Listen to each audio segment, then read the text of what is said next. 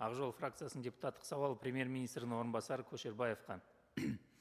Ақжол Қазақстан демократиялық партиясы фракциясына міндетті әлеуметтік медициналық сақтандыру жүйесіне қатысатын жекеменшік медициналық ұйымдардың өкілдерінен көптеген әрі жүйелі түрде шағымдар түсуде. Арыздардың мазмұны мынаған саяды. Қазіргі конфигурациясында мәмс жүйесі жекеменшік медициналық қызмет көрсетушілерге қатысты айқын кемсітушілік танытады. Денсаулық сақтау жүйесінің басқару органдары меншік нысандарының теңдігі мен әділ бәсекелестікке негізделген конституциялық қағидаттарын елемейтін әсер қалдырады. Өңірлерден алынған ақпараттарға сәйкес келесі жағдай қалыптасып отыр. Бірінші, қаржыландыруға жүйелі теңсіздік.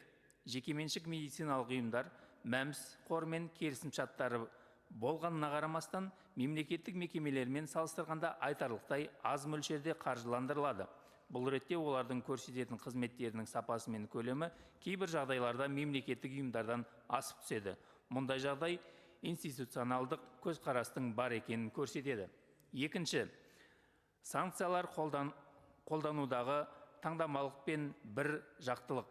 Ұқсас заң бұзушылықтар орын алған кезде жекеменшік ұйымдарға ең қатаң санкциялар айыппұлдан бастап төлемдерді тоқтатуға дейін қолданылады. Ал мемлекеттік мекемелерге қатысты тым жұмсақ немесе символдық шаралармен шектеледі. Бұл әділет қағидаттарын бұзып қана қоймай, бүкіл мемлекеттік медициналық сақтандыру жүйесіне деген сенімді әлсіретеді. Үшіншіден, ашықтықтың болмауы мен ережелердің көмескілігі. Әлі күнге дейін медициналық қызмет көлемін бөлу және тарифтерді белгілеу бойынша нақты түсінікті әрі ашық критерийлер әзірленбеген. Бұл субъективті шешімдерге жемқорлық тәуекелдеріне және бәсекелестік ортаның болмауына әкеліп соғады. Жоғарыда айтылған жайттар Қазақстан Республикасы Конституциясының 6 бабында көрсетілген мемлекеттік және жекеменшік меншіктің тең қорғалу қағидатын, Конституцияның 26 бабындағы адал емес бәсекелестікке тыйым салуды өрескел бұзып отыр деп есептейміз. Сонымен қатар, қазіргі жағдайда мемлекеттік медициналық ұйымдар күрделі шығындар, құрылыс, жөндеу, жабдықтау бойынша тікелей бюджеттік қаржыландыру алады.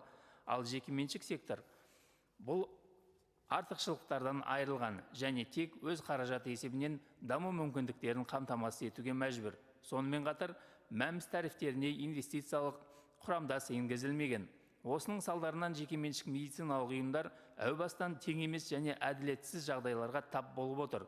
Бұл түптен келгенге халықтың өмірі мен денсаулығына теріс әсер етеді.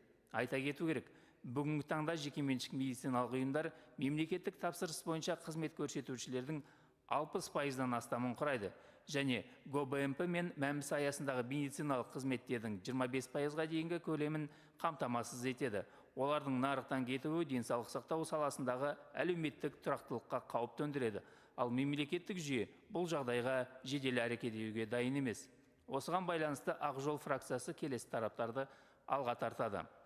Соңғы 3 жыл ішінде мемлекеттік және жекеменшік медициналық ұйымдар арасында мәмс қаражатын бөлу механизмдері мен критерийлері туралы ресми ақпарат ұсыну. Мәмс қормен жасалған келісімшарт тараптарын бұзған үшін қолданылған барлық санкциялар бойынша меншік нысанына қарай бөлінген егжей-тегжейлі статистика ұсыну. Мәмс жүйесіне барлық қызмет көрсетушілердің меншік нысанына қарамастан тең қол жеткізуін қамтамасыз ету үшін үкімет қабылдап жатқан нақты шараларды жариялау.